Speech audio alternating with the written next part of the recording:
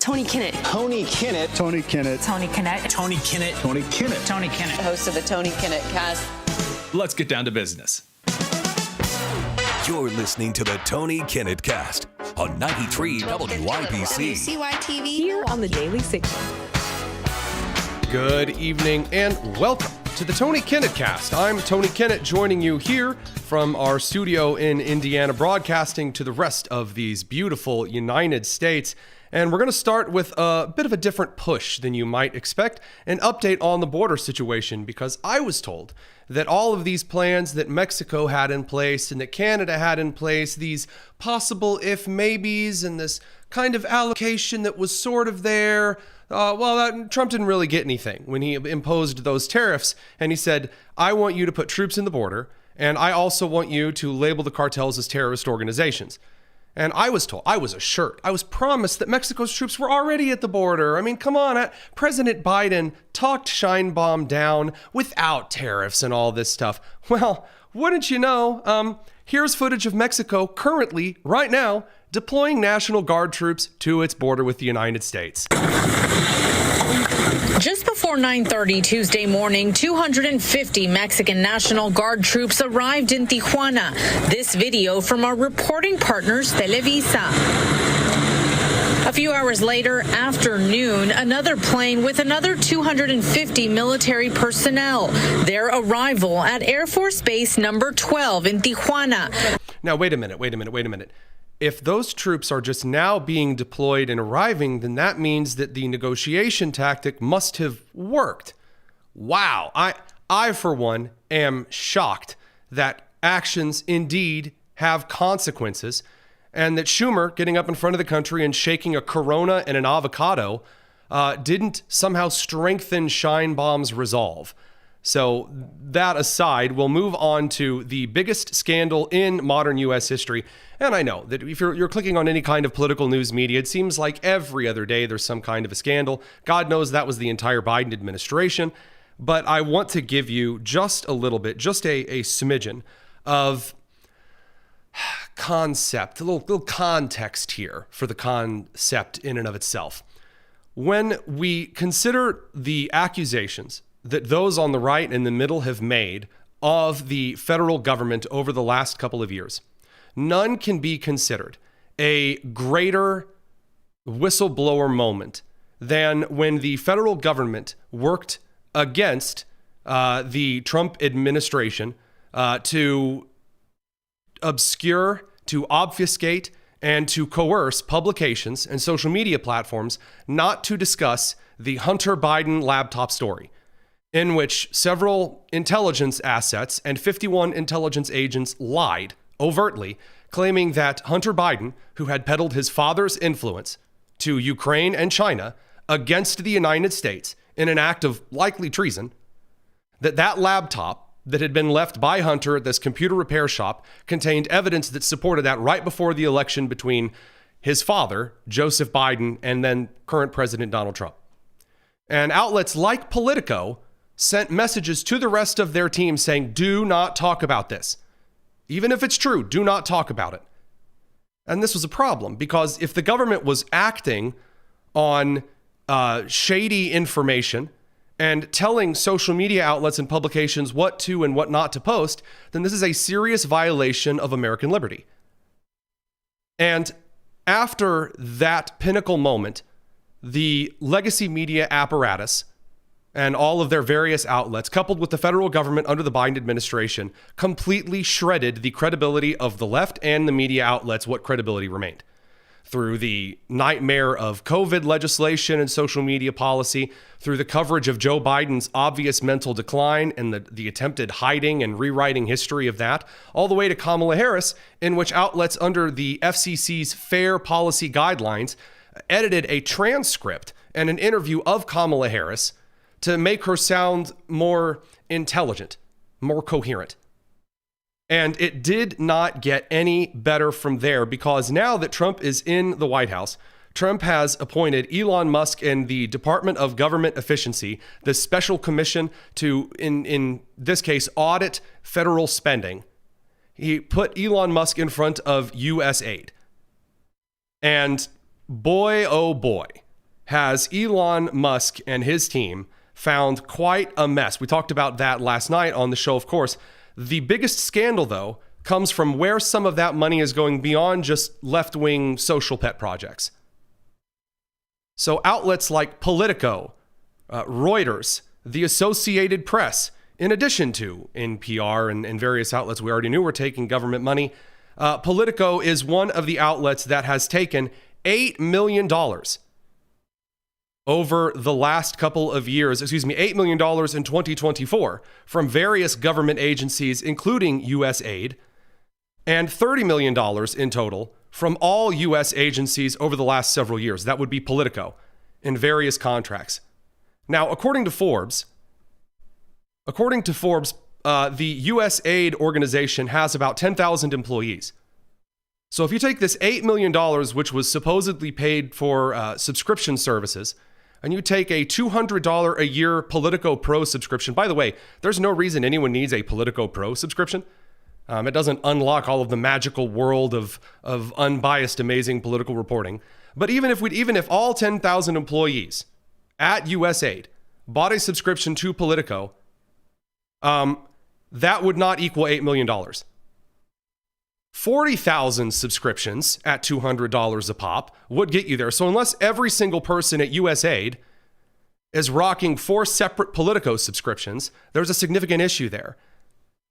Now, of course, there were some other big name items that came forward, like that the United States in the last couple of years had given $52.2 million to the World Economic Forum and Foundation. The Associated Press also received $619,000 in various subscription payments from the U.S. government, and then Reuters from the Department of Defense, several other industries as well. And this is a very serious issue.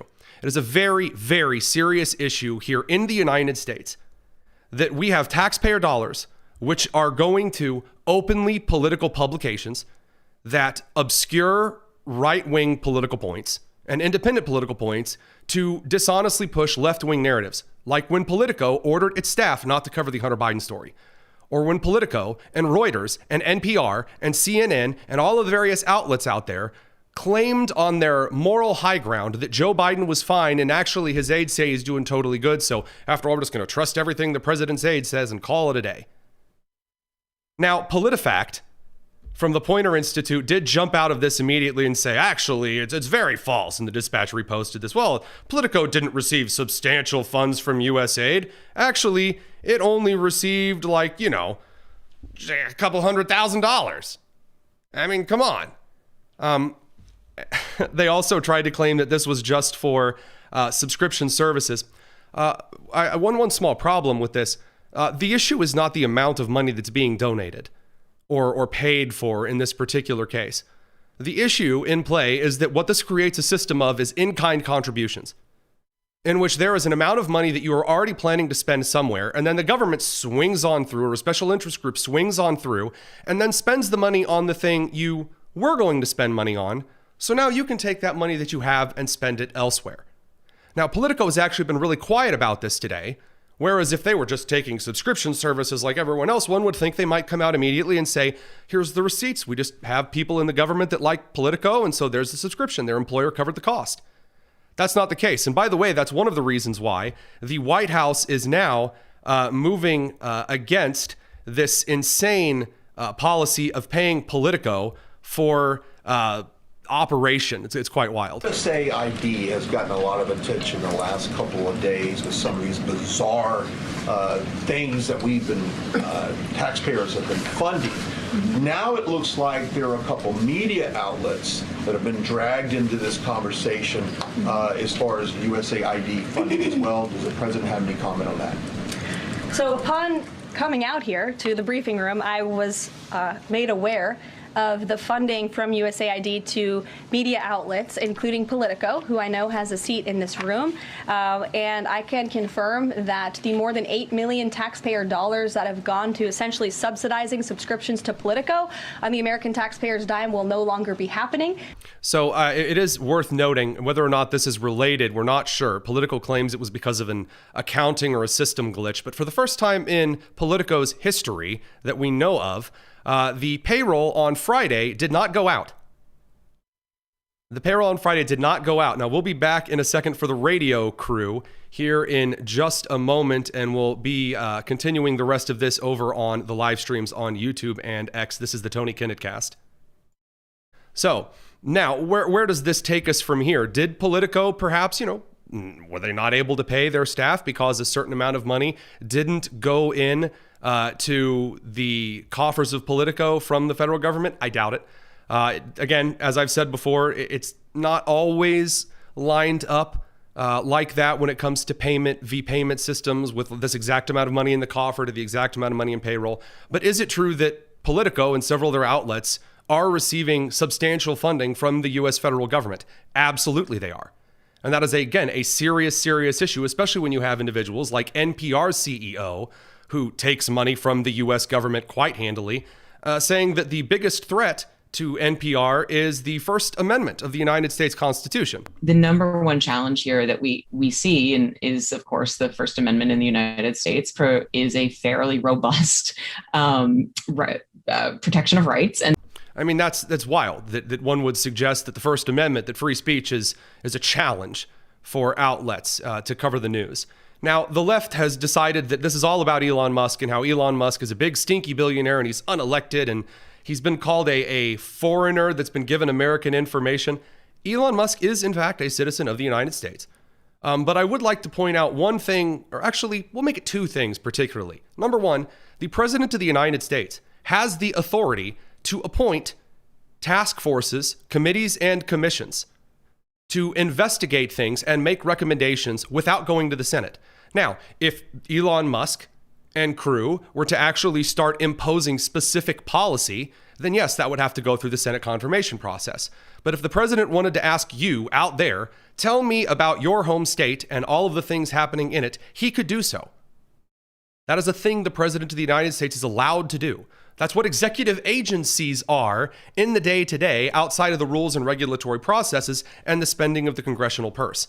Sometimes the congressional purse is optional when it comes to Congress because they don't hold the agencies accountable. But I will remind you all this one particular thing, the number two of what I said I would tell you. Donald Trump was very clear he was going to ask Elon Musk to audit federal government spending before the election entirely. He was very open about this. So that there's a lot of fat in government that you would want to slim down. Incredible fat. So what agencies would you want to shut down? Well, let me have you ask another person that, because I'm going to have Elon Musk. He is dying to do this. He's a great business guy, actually. I mean, there you go. I mean, very openly stated constantly. It was one of the things that Trump openly campaigned with Elon Musk for. So as far as the pearl clutching here, it ain't going to work. It ain't happening, Captain. That brings us over to two final pieces of news. Trump did sign an executive order banning transgender individuals playing in women's sports. Fantastic. This is exactly one of the things that we voted for Trump for, those of us who voted for Donald Trump. And the idea that men were ever allowed to play in women's sports, given the high propensity of sexual assault, the high amount of injury regarding transgender individuals playing with females, is an absolute disaster. And it's insane that it was ever allowed to occur in the first place. We'll talk a little bit more about Scott Bessent and some of the other congressional things in just a minute. We'll be back to talk more about this crazy political stuff. This is the Tony Kinnett Cast here on the Daily Signal.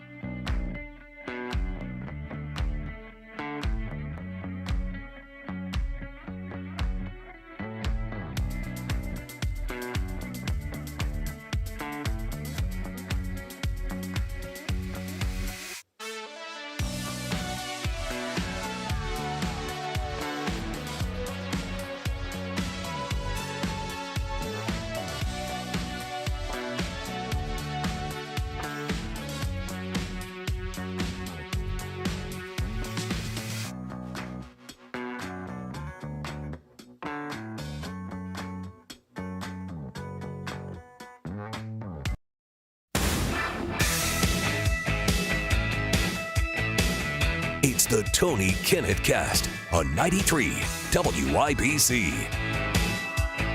Republicans pounce. I knew it. Republicans around the country are pouncing on what? Well, the millions and millions of dollars from USAID and other government agencies towards organizations like Politico and the New York Times. One of these fine individuals pouncing, like the rest of us, is Jim Pfaff, the president of the Conservative Caucus, one of the greatest grassroots organizations in the country. Jim, how's it going? I'm doing well. How are you doing, fellow Hoosier? I am fantastic. I'm one of the pouncers, enjoying that whether it's $8 million or $30 million that has gone from USAID to Politico. I mean, I tell you what, just watching the audit turn into exactly what conservatives have suspected it would be for decades is just chef's kiss, is putting it far too mildly. Well, we are in the broad spectrum of things. We're on the back end of a massive progressive project that began in the early 20th century that has attempted to make government essential for the lives of Americans. You know, prior to 1913, our federal budget was 3% of gross domestic product.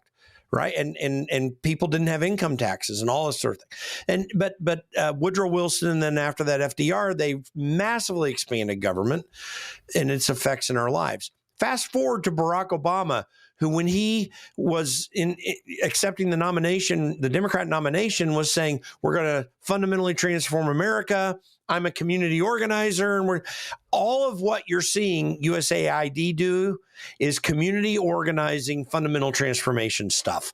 And a lot of this started to get placed into what USAID and other federal agencies have been doing for now nearly 2 decades. Well, actually more than 2 decades since Obama became president. This is a real problem.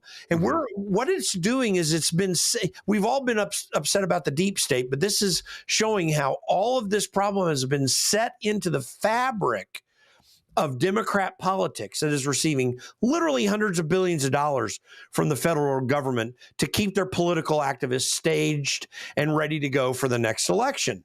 This is getting broken down bigly, if I may say so, by Donald Trump and his administration. It's wonderful to see. And there's a certain je ne sais quoi about Donald Trump being the one to do this, because he is the man that they hate the most. And watching Elon Musk, again, the genius of the left not being able to say he's doing it for the money, because Musk isn't being paid. Musk already has all the money, and all he's doing is simply turning over the receipts to the American people and saying, you know who shouldn't be getting paid? This little gender them pronoun blue-haired goober working in the USAID office who's just rubber stamping yes on all of these grant proposals to all of these international projects that are closely tied to Democrat senators. I mean, this really is the biggest corruption, money laundering scandal in United States history. It makes the Teapot Dome look like an elementary school counselor election or school council election plaything. I mean, this is nuts. It absolutely is. You know, it's funny. Ron Chernow came up with a wonderful biography of Ulysses S. Grant just a few years ago. It's a must read for everyone. Grant was called the most corrupt, and you got it there, the most corrupt administration. And the fact is, all that was happening is a bunch of New Yorkers were doing something that was significant as far as it was going. But in terms of corruption scandals, doesn't touch anything that we've seen in the 20th and early 21st century. You're absolutely right about that. The scale of corruption in Washington, D.C. is so far beyond what our founders would ever have imagined. And the biggest reason for it is because we have left the constitutional boundaries that were placed, particularly with Article 1, Section 8 of the Constitution, which limits what Congress can do. But we've had the rise of the administrative state.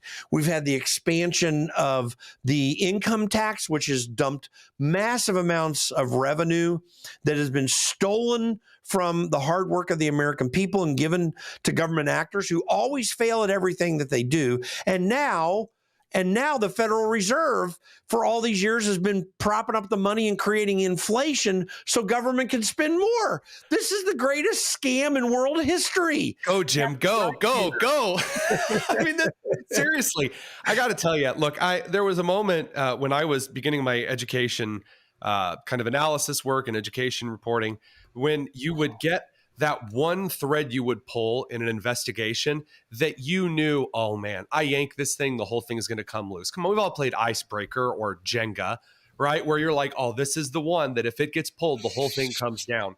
This is something that Republicans have been claiming for years. And it is funny that you mentioned Ron Chernow. I have Chernow's biographies on Grant, on Washington, on Hamilton, of course. And I love how he describes some of the largest issues of the day.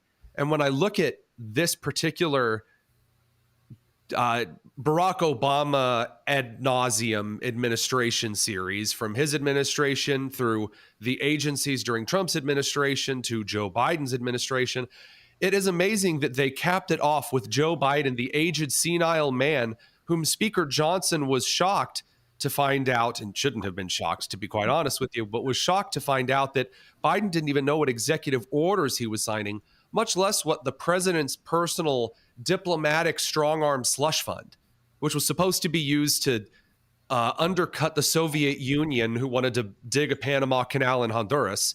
Like, that was what it was supposed to be used for, and instead it's being used for lesbian dance theater, comic books in Peru, and musicals in Ireland, sending Ukrainians to Fashion Week. The list is getting so long, Jim.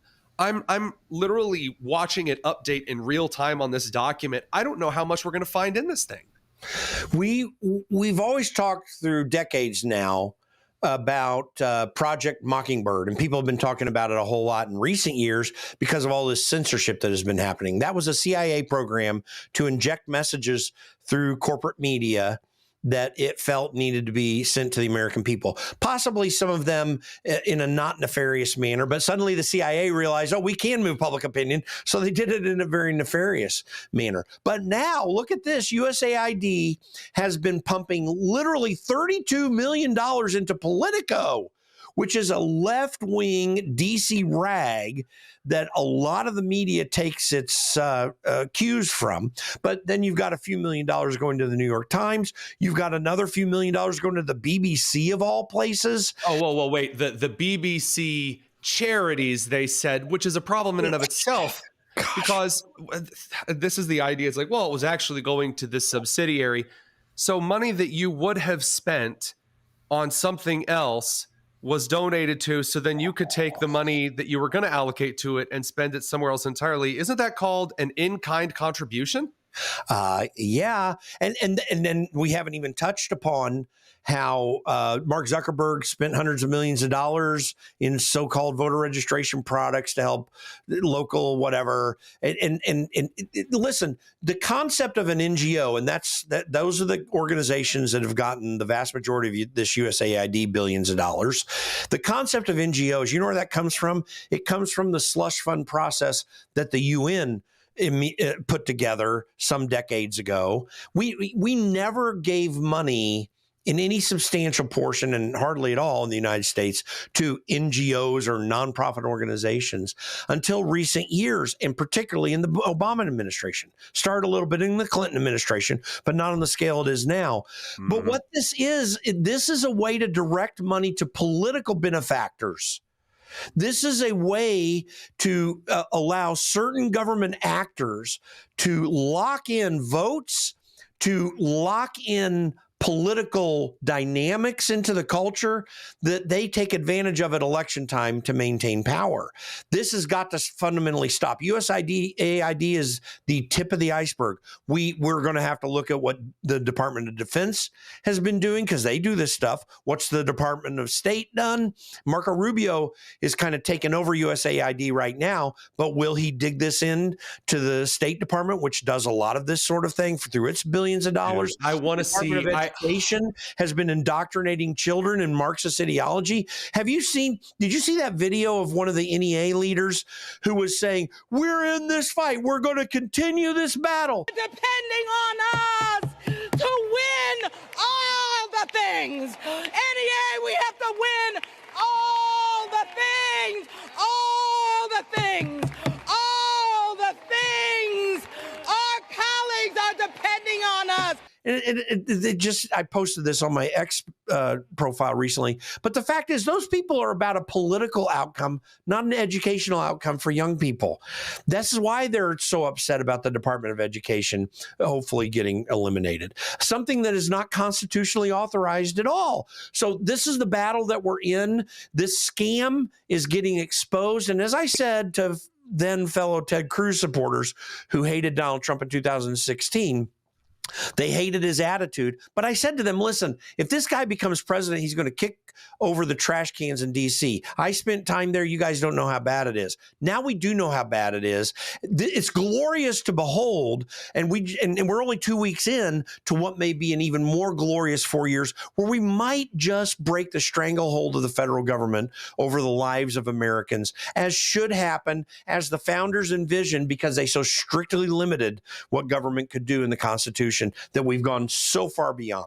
I mean, I'm really just enjoying watching the bleeding and the crying and just the gnashing of teeth, the renting of the sackcloth. I mean, it is really just a 5-alarm fire. And it's not just the union leader from the education sphere, from the NEA, that's losing their ever-loving mind. You have congresswomen from New Jersey out there saying we're at war and shut down the Senate.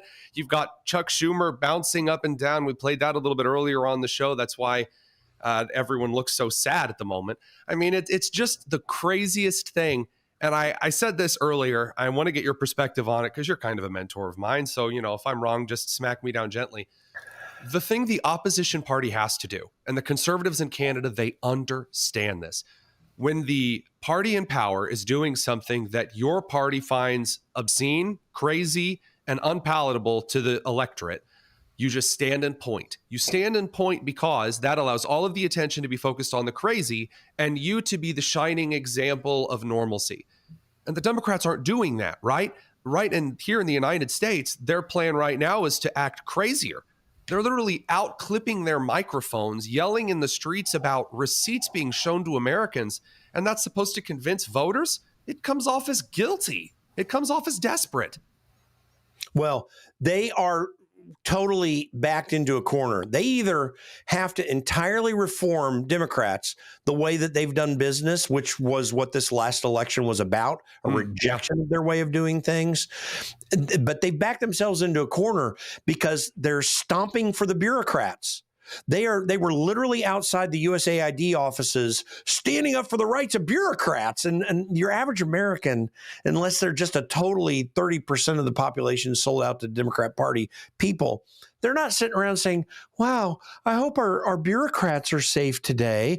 I hope that their paychecks are safe. The paycheck where the median income of a federal employee is on the range of about $20,000 to $30,000 more per year than the median income of the average American. They're so out of touch with this. And Democrats, and and Donald Trump's doing a pretty good job not being the attack dog as much right now, because he's just allowing them to give themselves enough rope to hang themselves. And they really are doing that at this time. And Donald Trump's been very good to just state his objectives, state his hopes and plans. Whatever he talks about, he's talking about what the next step is and what we hope to do. And he's letting others be the attack dogs like Elon against them and exposing them. It's working beautifully. Democrats are falling for the trap. There's a very real chance, just 2 weeks in to Donald Trump's presidency, that they are going to have a landslide reversal of their fortunes in 2026 if they keep this up, because they're not engaging with what regular Americans are concerned about. Now, Donald Trump needs to be careful in the economy. So, we still have some inflationary things that are out there that are going to plague him. So he's going to have to get that economic plan in. He's going to have to work that out very well. But I'm confident that he will, and he'll reap the benefits of it. I really believe it. Absolutely. Jim Pfaff, president of the Conservative Caucus. Always good to have you, man, and appreciate you helping us break down just the wildest set of stories. And it's just Wednesday. Yeah. Well, we're having fun watching it all break down, and this is a good thing for the American people. Hang in there, folks. Don't jump out of the saddle yet. It's a wild ride, but it's going to be a great one, and you're going to benefit from it. That's right. You can follow them over at TC Caucus over on X. We'll be back in just a second. Don't go anywhere. It's the Tony Kinnett Cast.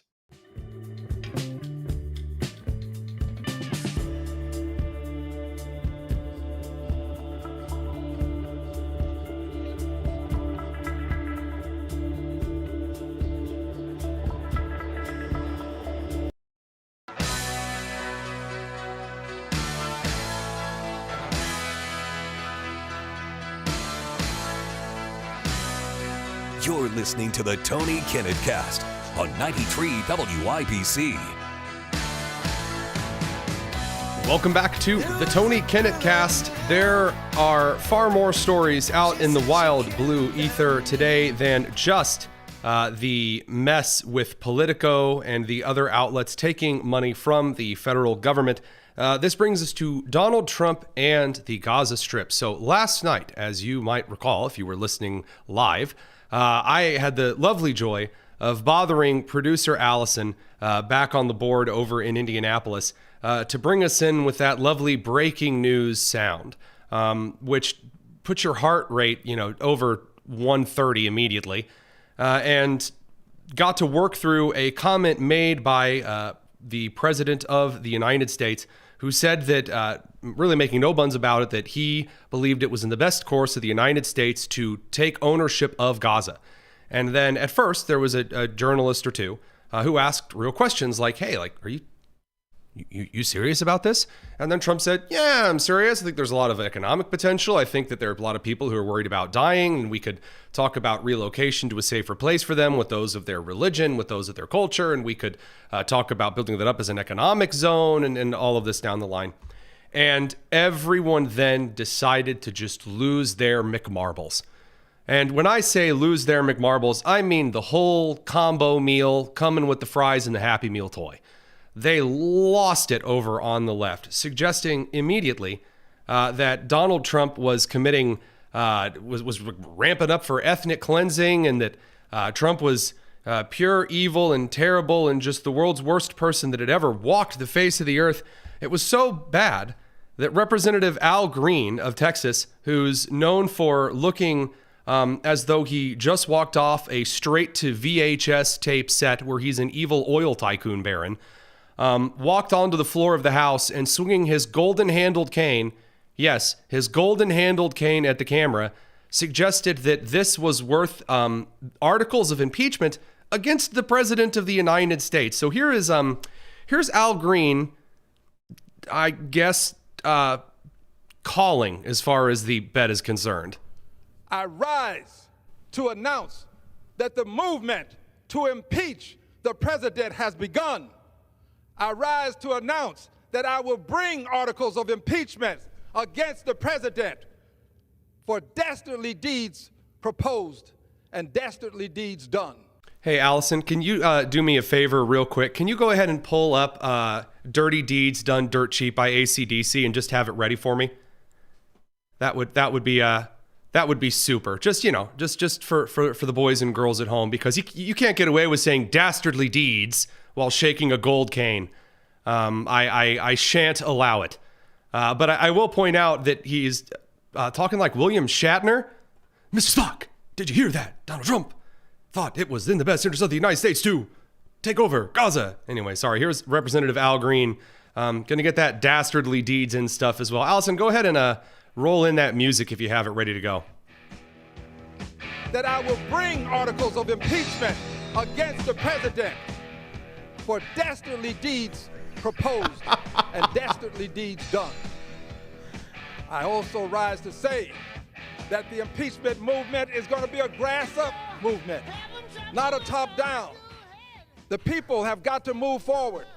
The people have to demand it. And when the people demand it, it will be done. I did it before. I laid the foundation for impeachment, and it was done. Nobody knows more about it than I. Fantastic. Thanks, Allison. You can go ahead and cut that one short. What a choice. What a choice that he made to get out in front of Congress and say those words. Now, did Donald Trump actually do any high crimes and misdemeanors? No. It is completely within the purview of the President of the United States to suggest foreign policy moves. And depending on the foreign policy move, then he has to go to Congress. Just going out there and saying, yeah, we're going to take Gaza. That's not illegal. Dastardly deeds. Oh, come on. I mean, that is a real thing, a man with a golden chain. Allison, do you remember that one guy who founded the, quote, rent is too damn high party, end quote?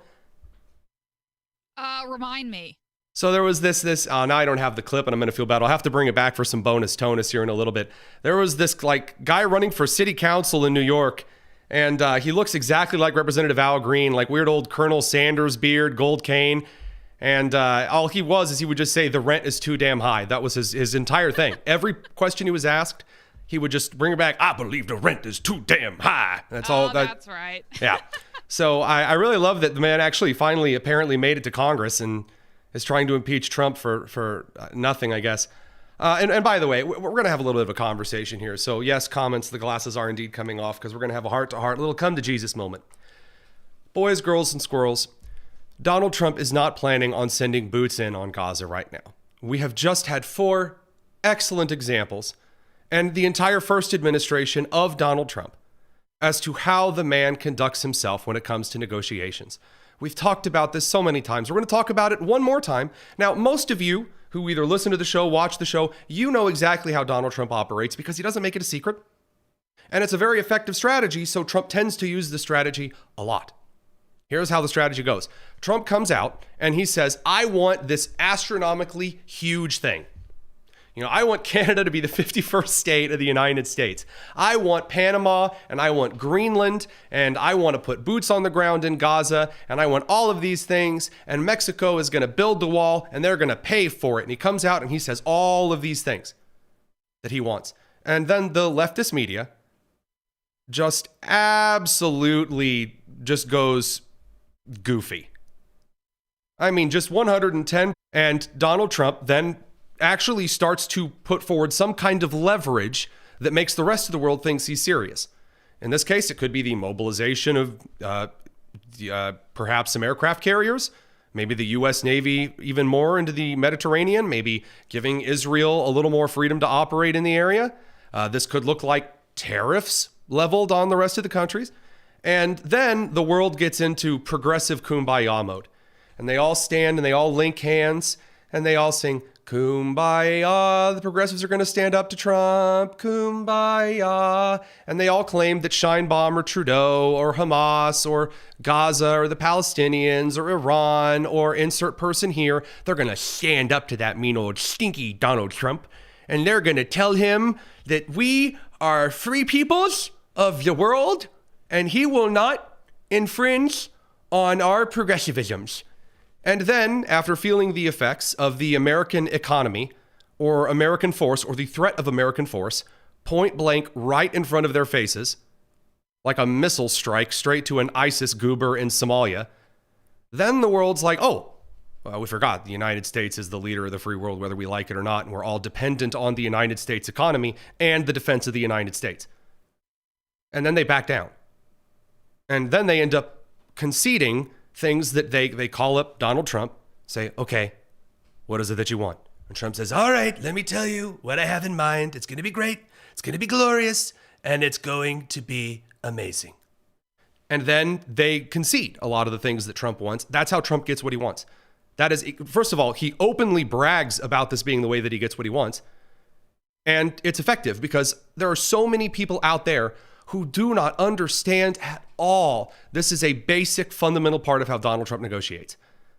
Here's my prediction. I'm going to make a bold statement out here for the ether. Donald Trump is going to try to push for, in the back rooms, not in front of the country and the media of the world, that Israel should rather take over the Gaza Strip long term, and that the United States supports it. Now, the Middle East isn't going to go for that, unless Donald Trump puts something even crazier out on the table, Like when Donald Trump says something like, the United States is going to own it. A United States territory in the Middle East terrifies the ever-living snot out of every economy in the Middle East. Every economy in the Middle East. So, just saying, it sounds as though there might be a secondary objective here. We'll be back in just a second to talk a little bit more as far as Trump is concerned in relationship to the media, slapping down some stupid questions, as well as this executive order on girls' sports and a little something special on Scott Bessent, who is turning out to be just one of my favorite people in the administration. This is the Tony Kinnett Cast here on The Daily Signal. This is the Tony Kinnett Cast on 93 WIBC. I'm getting a lot of consistent whining from those over on the left that are trying to claim that Donald Trump apparently only ran on one thing and one thing only, that Trump ran on grocery prices. And gall darn it, if that isn't fixed within 3 weeks, well, then Trump was just lying to everybody. Oh, man, I mean, he promised me that I was going to be able to buy 27 eggs for a nickel, and then I found out all the chickens died. Trump's not out here laying eggs. I mean, that's what I was told. Trump was going to be laying eggs, like a weird Purdue University agricultural study. No, that's not what Americans voted for. Now, did Americans vote for Donald Trump to lower prices? That Trump would, through the means of economic freedom and deregulation and possibly tariffs, if those replace income taxes, which I doubt that's the move. Well, I would love to see that, but do I think that's going to happen? No. But was that one of the things Americans voted for as far as Trump was concerned? Yes. And that does come into play. But Americans also voted for Donald Trump for a number of other reasons. One of those main reasons would be the illegal immigration crisis in this country, which the majority of Americans were aggressively in favor of Donald Trump deporting criminal illegal aliens in this country. And a vast number of Americans fully support deporting almost every illegal immigrant in this country. So as far as Donald Trump is concerned, looking on TV at the protests now that are blocking interstates and waving Mexican flags and various South and Central American nation flags, and then, you know, of course, the exciting good hoots of the blocking Walmarts and Targets now, I guess, over on the West Coast. And again, always waving the Mexican flag because, you know, God forbid people that want to be here wave the American flag. They wave the flag of the country they left.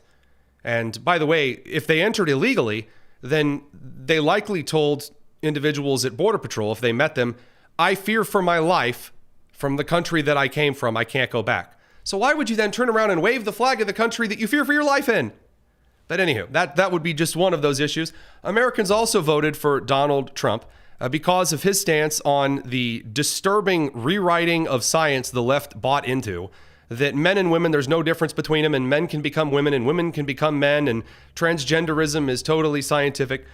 Today, Donald Trump signed an executive order promising that any organization that allowed that allowed transgender dudes, in this case, to play in women's sports, they would lose their federal funding, and that would be a violation of Title IX. Here is Trump in a very sweet moment, basically show the girls in this particular case around the president and talking about this bill. You want to do this? Watch what I do, and then I'm going to give you some pens, okay? You ready? What a nice picture this is, huh, Governor? You ready? We'll do a good job. Wait, let me press that. I want to make this a really good signature because this is a big one, right?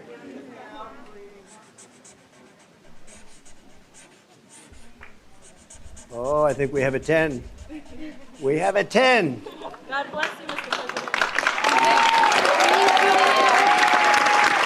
And I want to make this clear. There are quite a few instances over the last couple of years in which women have been brutally injured because they went up against massive dudes who were mediocre in their own sports playing against these young women. Their awards, their championships have been stripped from them. They had been kicked out of leagues. because of these weird dudes in skirts and whatnot.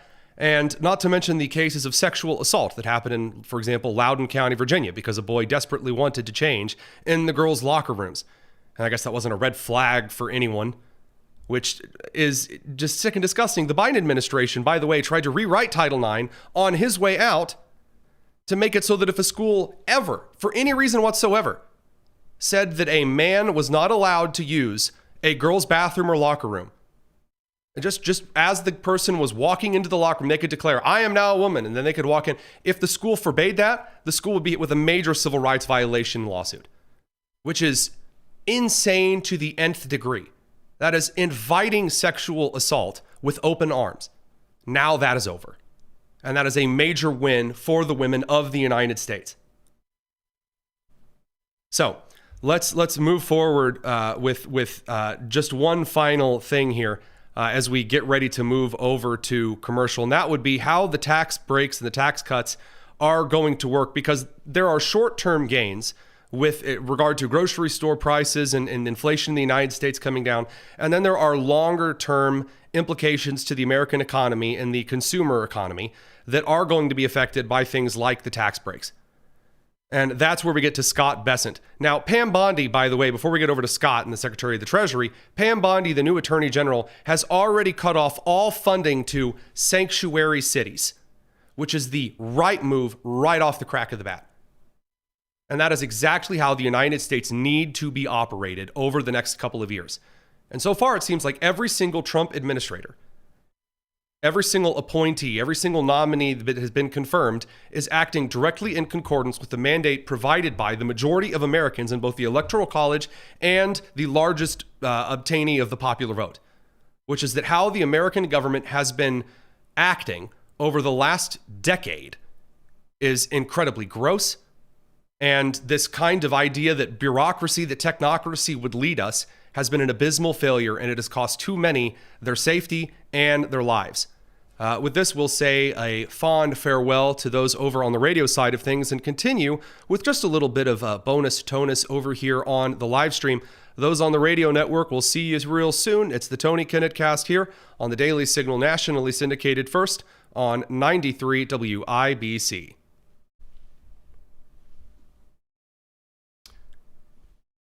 All right, those of us over on the live stream. I got to tell you, I was not expecting Scott Bessent to be just the wrecker of the left's souls as he was in his confirmation hearings. I was also not expecting him to be the guy that ended up just breaking out the notebook full of details and plans.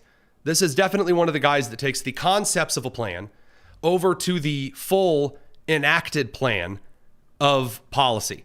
The most recent example of this is a question that many Americans have had on their minds. Is President Trump going to be able to light a fire under Congress to get bills like his tax cuts through? Because if we're just going to have Mitch McConnell complaining over here and maybe getting Senate leader to change his mind, and then over here in the House, Mike Johnson's dealing with moderate Republicans, and then that's a mess over here, and all of that nonsense, nothing's ever going to get done.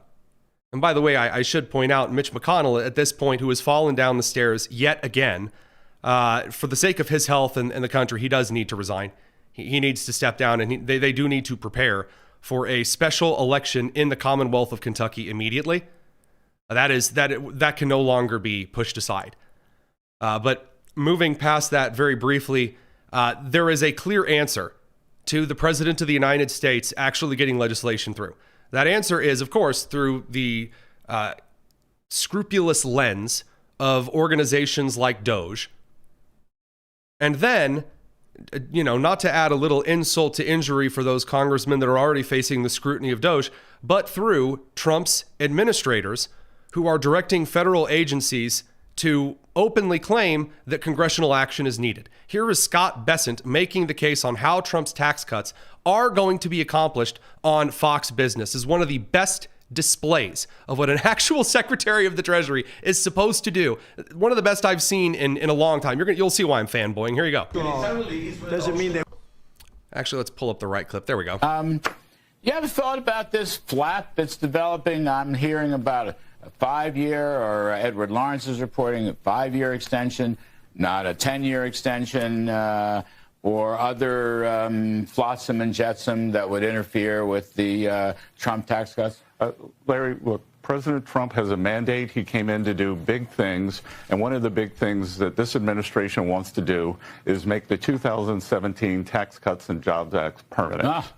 And that permanency will continue to make the U.S. the #1 economy in the world in terms of growth. We're going to bring down inflation.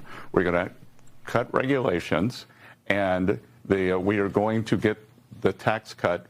The goal is still for them to be made permanent. And as you just said, that we are going to use current policy scoring. And the scoring that up until a year ago, I was a civilian. I'd been looking at CBO numbers for 35 years in my day job in the investment business, but I never understood the way this scoring worked. And it is tilted towards spending, and that is why the spending has gotten out of control here in Washington. So he does a couple of things there that are brilliant, right off the cuff. So he says, here's the goal. The goal is to make the tax cuts permanent. The goal is not to raise the debt ceiling and infinitely. The goal is not to create some type of new system in which we can say the tax cuts are in and it's going to be some type of omnibus magical elephant nonsense.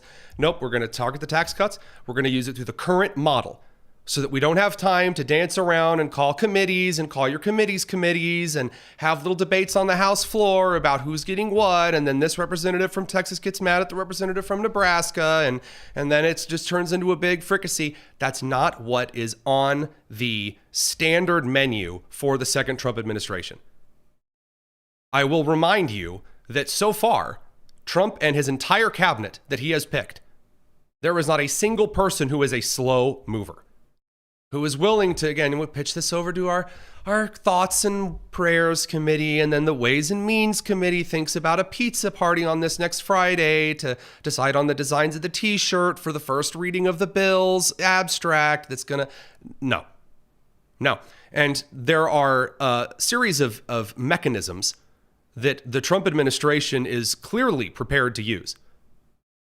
And if the executive orders won't cut it, as Trump is very well aware, and his secretaries are aware, at least those that have been confirmed so far, that are very well aware are not going to cut it, that Trump kind of softly floats the idea forward through an executive order, signs it into law, and then takes all of the blame and the fire and the crashing and the smashing from the media while Congress gets their act together in the background and gets that bill passed.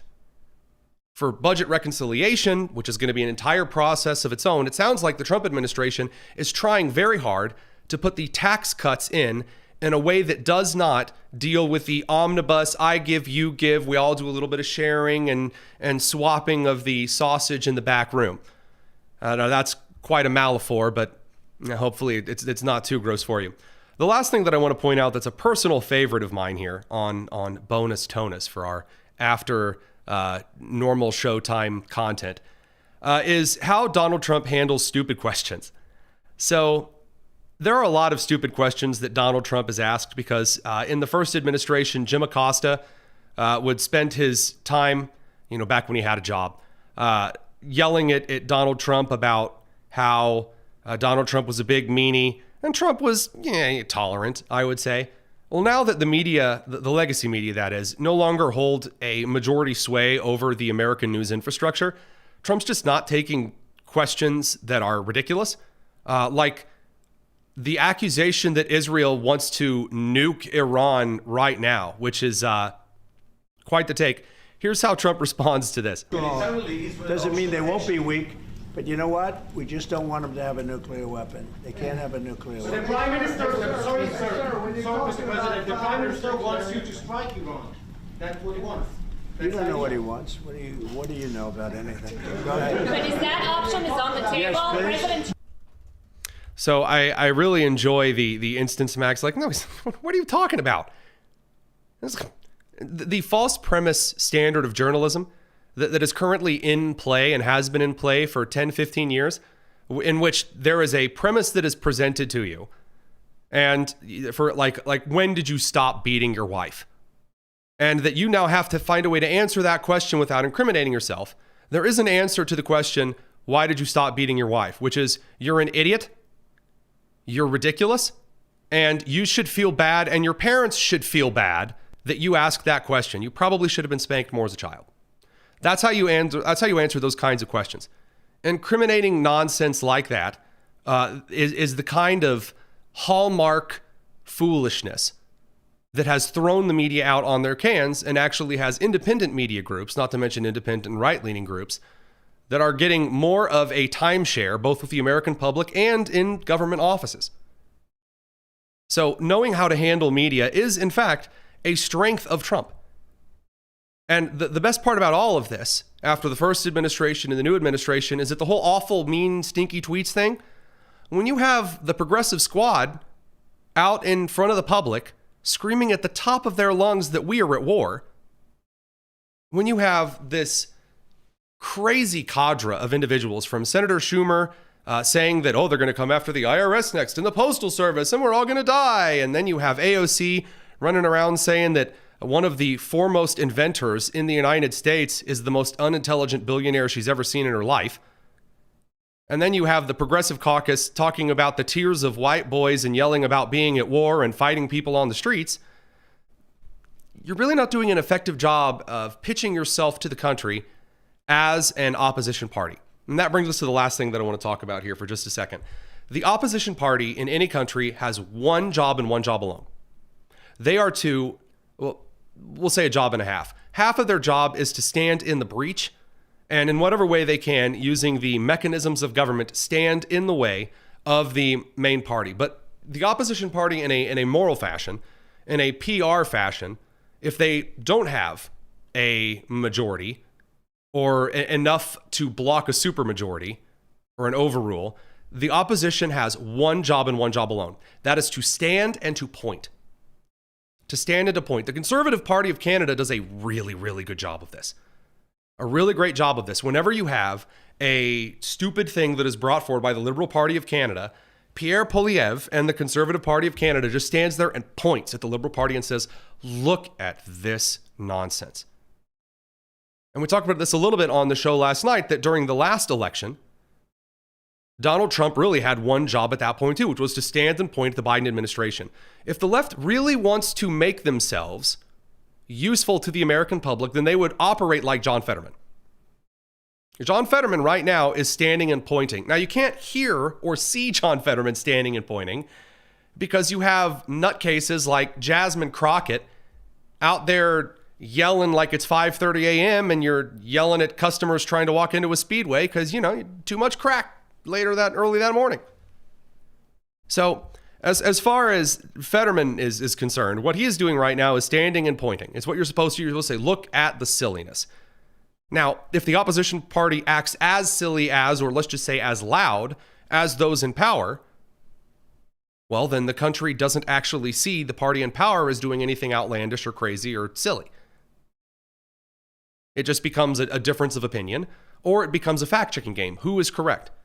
So we had all of these liberal pundits and show hosts, all the way from Whoopi Goldberg to AOC, representatives to the media crews, that were promising that Mexico and Canada were not going to bow down and it was going to wreck the economy and everything was going to be terrible. That initial stock market dip was, the Trump crash, we're here, everything's over.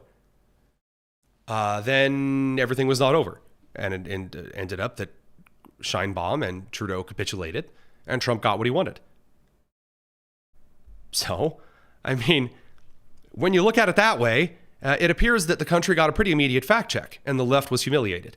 Then they had their DNC elections. And so they pulled together the most basic, weird white dude dad from Minnesota who thinks that Kamala Harris ran a flawless campaign. I don't know his name. You don't know his name. No one has any idea who this chairman of the DNC is. I'm just amazed they found another straight white guy in Minnesota that's a Democrat. I'm quite honestly amazed. I'm still kind of iffy as far as Tim Walz is concerned, for that matter. But putting that aside, then they elected the DNC vice chair. And David Hogg, a guy who survived the Parkland shooting, who is an absolute idiot. And I mean a 257% certified circus clown with the big old shoes. David Hogg has made his entire living over the last couple of years by being as far to the left a progressive grifter as he possibly can be. He started a pillow company to compete with the My Pillow guy, which is, that's certainly a thing that you can do, I suppose. It made no money. He sold like no pillows and shut the business down. And David Hogg is for a lot of insane things, like, defunding the police and calling America a super duper evil place and LGBTQ plus everything. He's the guy they chose to be the DNC vice chair. So we had a moment right after the election where I said, and a lot of other pundits said, not exactly an original thought, the Democratic Party, which is in shambles, can do one of two things. They can either moderate, like John Fetterman. You don't even really have to moderate in policy. John Fetterman is, in fact, a progressive. He votes very far to the left. But when he's on camera, he's not insane. Or you can go really far to the left and go crazier. You can double down. In this case, triple or quadruple down. I mean, that's quite a move that one could take. You could go in the direction of AOC and Ariana Presley and Ilhan Omar, giving advice to Somalians who may or may not be here legally in Minnesota on ideas on how to avoid legal immigration processes, which is, by the way, illegal. I mean, there's all kinds of crazy that you could sink into, and the left, by and large, appears to have gone in that direction. We're now kind of entering the end of the very last bit of time where there's really any toleration for waiting. Either you're going to take the Fetterman route and be kind of normal, even though the policies are very aggressively left-wing and bad for the American people, or you're going to go full-on Jerry Springer and humiliate yourself and everyone you know and everyone I know and this entire country and just everyone, period, in front of the world stage. And I don't have the clip ready this evening, but there was a very cringy, disturbing video of Maxine Waters, who I believe is second cousin to Noah with how ancient she is, standing next to Chuck Schumer at the event where, all of the young representative ladies for the Democrats were screaming that we're at war and we're going to fight in the streets, saying things that totally aren't insurrection-y. And then you had Chuck Schumer get up there, no Corona or avocado in his hand this time, thank God. Instead, he just started chanting, "We will win," and then "We won't rest." And it was like, you ever gone to a really crappy high school team game where they're really awful and they're really awful and the team knows that they're really awful, and quite honestly, maybe the sports team and the athletic director should really get a second look, like one of those kind of teams. And there's just that one dad who just, God bless him, he just really cares. But also he doesn't know how to cheer on a losing team. And so he's out there cheering like, "Yeah, guys, we're only 53 down. Let's get them." It's like, dude, there are ways to cheer for a team that's really down bad. Chuck Schumer get up there going, "We're going to win." Nah. That's a no from me there. Survey says absolutely not. Well, with that said, I think that is a good place to wrap things up tonight before I stay on long enough that even more news breaks, which heaven knows is certainly likely in this particular day and age. Hope you all get a little bit of rest before we're back tomorrow. We've got awful tweets with Jerry Lopez and some other great stuff lined up for you. This is the Tony Kinnett Cast here on the Daily Signal, nationally syndicated and first on 93 WIBC. Take care.